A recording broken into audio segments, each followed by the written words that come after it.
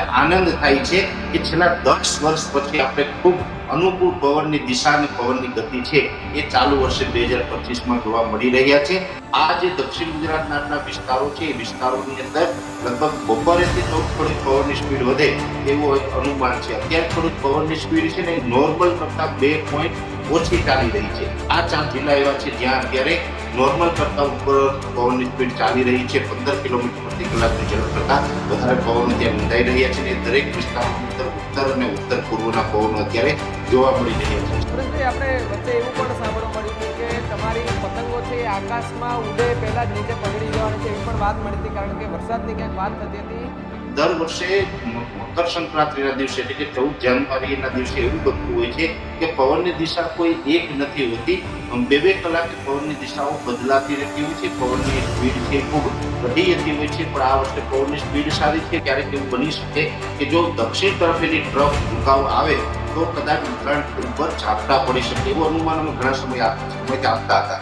ઉત્તરાયણનો પાવન પર્વ આવી રહ્યો છે અને જે પતંગ ચગાવવાની મોજ માણતા જે લોકો છે અને પતંગ રસિકો છે તેમાં કંઈક ઉત્સાહ જોવા મળી રહ્યો છે. પરંતુ આજે માહિતી મેળવી છે કે આજના દિવસે ઉત્તરાયણના દિવસે પવન કેવો રહેશે. મારી સાથે પરેશભાઈ ગોસ્વામી હવામાન નિષ્ણાત જોડાય છે. પરેશભાઈ, સ્વાગત છે ન્યૂઝરૂમ ગુજરાતમાં આપનું.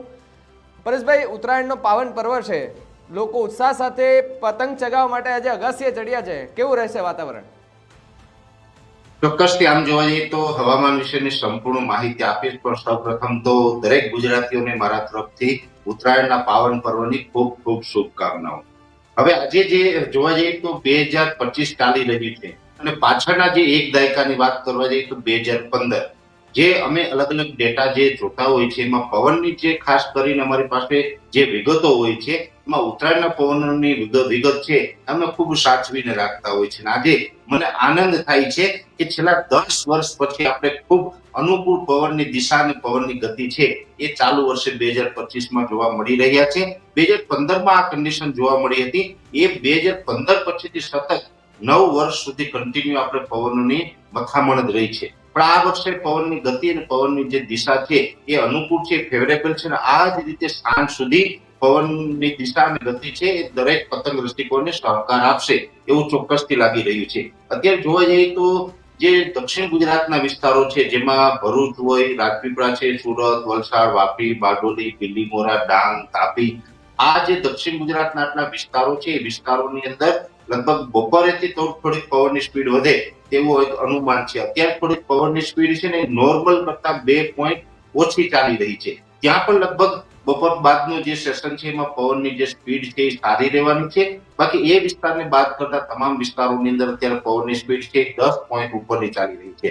ખાસ કરીને ઉત્તર ગુજરાતના સાબરકાંઠા, બનાસકાંઠા, પાટણ અને મહેસાણા આ 4 જિલ્લા એવા છે જ્યાં અત્યારે નોર્મલ કરતા ઉપર પવનની સ્પીડ ચાલી રહી છે. 15 કિલોમીટર પ્રતિ કલાકની ઝડપ કરતા વધારે પવનો ત્યાં નોંધાઈ રહ્યા છે. અને દરેક વિસ્તારોની અંદર ઉત્તર અને ઉત્તર પૂર્વના પવનો અત્યારે જોવા મળી રહ્યા છે. સાંજ સુધી કન્ટિન્યુ આ પવનો ત્યાં જોવા મળશે. આ પવનની સ્પીડમાં કોઈ ઘટાડો થાય તેવી શક્યતાઓ નથી કે પવનની દિશામાં પણ કોઈ બદલાવ આવે તેવી શક્યતાઓ નથી. ઓલ ઓવર જોવા જઈએ તો દર વર્ષે મકર સંક્રાંતિના દિવસે એટલે કે 14 જાન્યુઆરીના દિવસે એવું બનતું હોય છે કે પવનની દિશા કોઈ એક નથી હોતી. 2-2 કલાકે પવનની દિશાઓ બદલાતી રહેતી હોય છે. પવનની સ્પીડ છે એ ખૂબ ઘટી જતી હોય છે. પણ આ વર્ષે પવનની સ્પીડ સારી છે, એની સાથોસાથ પવનની દિશા છે એ પણ બહુ બદલતી નથી અને સાંજ સુધી આ જ રીતે રહેવાનું છે. એટલે ઉત્તર ગુજરાતમાં પણ સારું અનુકૂળ હવામાન છે. એવી જ રીતે અરવલ્લી, મહીસાગર, છોટાઉદેપુર અને દાહોદ, ગોધરા આ 5 જિલ્લા છે એની અંદર અત્યારે ઉત્તર પૂર્વના પવનો ચાલી રહ્યા છે અને પવનની સ્પીડ છે એ 12 થી લઈને 18 કિલોમીટર પ્રતિ કલાકની ઝડપે પવન ચાલી રહ્યો છે. આ જ મુજબની સ્પીડના પવનો છે સાંજ સુધી ત્યાં કન્ટિન્યુ જોવા મળશે. એ સાથે જે મધ્ય ગુજરાત છે તેમાં ગાંધીનગર, કપડવંજ, આણંદ, નડિયાદ, ખેડા અને વડોદરા આ તમામ વિસ્તારો છે એમાં પણ લગભગ એક દાયકા પછી આ વિસ્તારના લોકોને પતંગ ઉડાડવા માટે, પતંગ ચગાવવા માટે ખૂબ અનુકૂળ હવામાન છે. મુખ્યત્વે આ તમામ વિસ્તારોની અંદર ઉત્તરના પવનો છે અને પવનોની જે સ્પીડ હોય છે એ પણ લગભગ 15 થી લઈને 18 કિલોમીટર પ્રતિ કલાકની ઝડપ અત્યારે નોંધાઈ રહી છે અને ગસ્ટિંગ છે 20 થી લઈને 22 કિલોમીટર પ્રતિ કલાકની ઝડપ છે. એટલે મધ્ય ગુજરાતનું હવામાન છે ખૂબ અનુકૂળ હું માનું છું આને ખૂબ અનુકૂળ હવામાન છે. એ સાથે સૌરાષ્ટ્ર અને કચ્છ જેવા વિસ્તારો છે.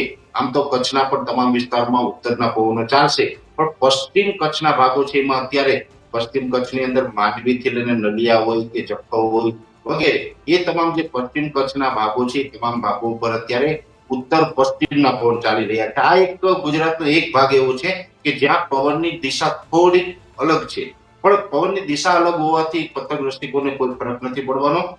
પવનની સ્પીડ છે ને એ ખૂબ અનુકૂળ છે. પવનની દિશા ભલે ત્યાં ઉત્તર પશ્ચિમની છે, પણ ત્યાં પણ કચ્છના તમામ વિસ્તારોની અંદર અત્યારે 12 થી લઈને 15 કિલોમીટર પ્રતિ કલાકની ઝડપે પવન ફૂંકાઈ રહ્યો છે.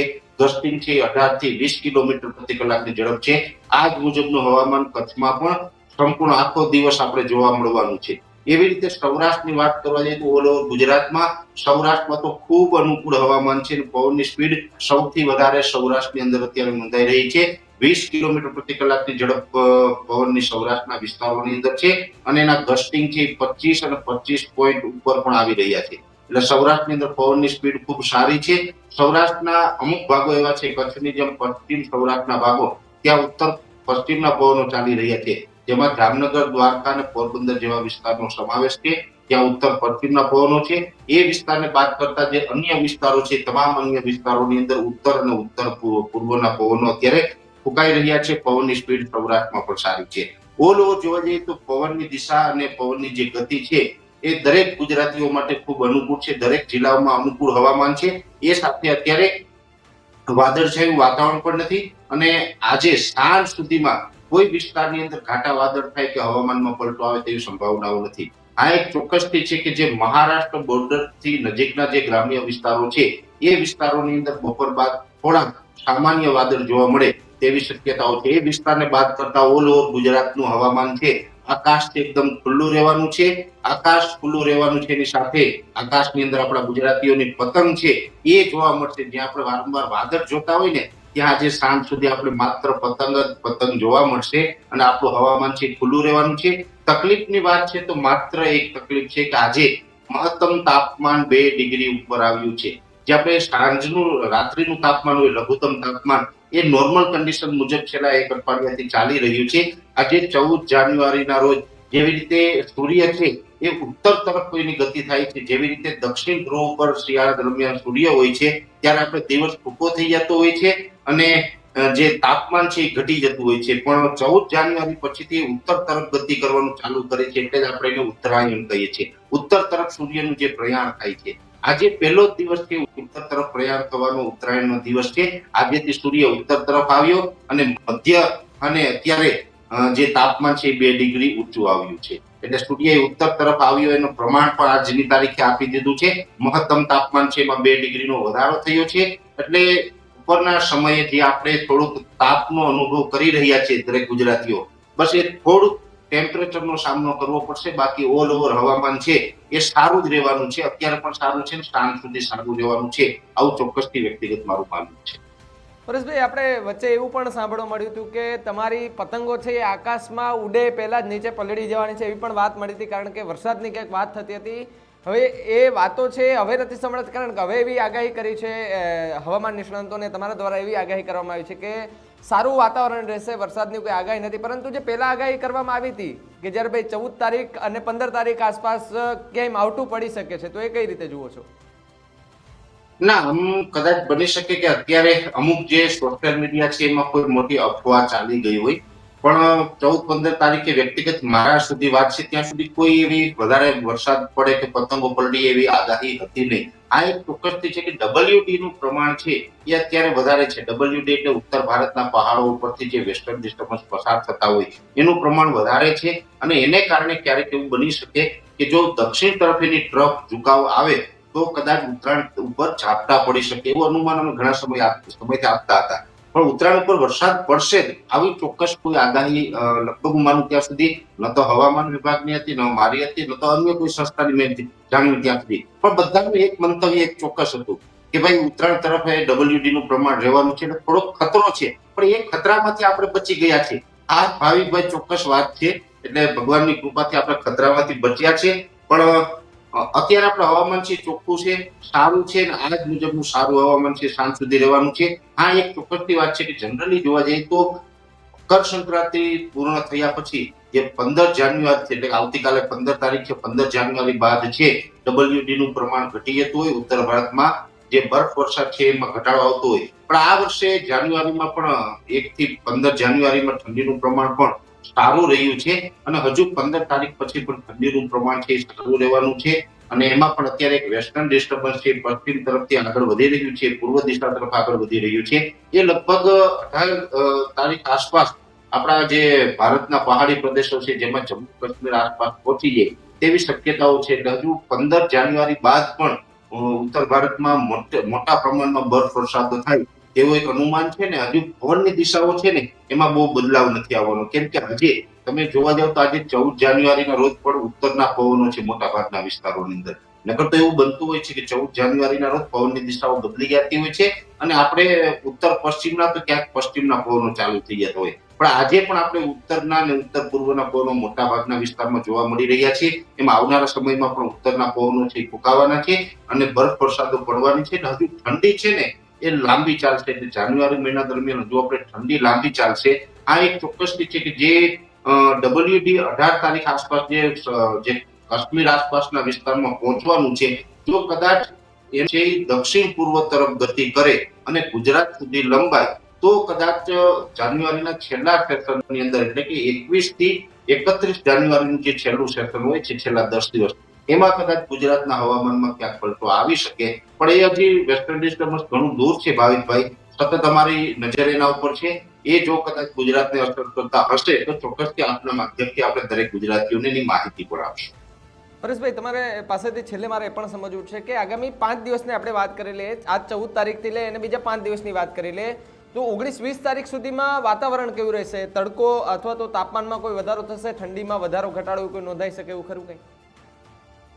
બહુ તાપમાનમાં મોટો ઉથલપાથલ થાય તેવી શક્યતાઓ નથી. હા, એક ચોક્કસથી છે કે 2 દિવસ માટે થોડુંક તાપમાન ઉચકાશે, પણ 18 તારીખથી ફરીથી પાછું એ તાપમાન નીચું આવી જવાનું છે ને આપણે ઠંડીનો દોર છે એ કન્ટિન્યુ રહેવાનો.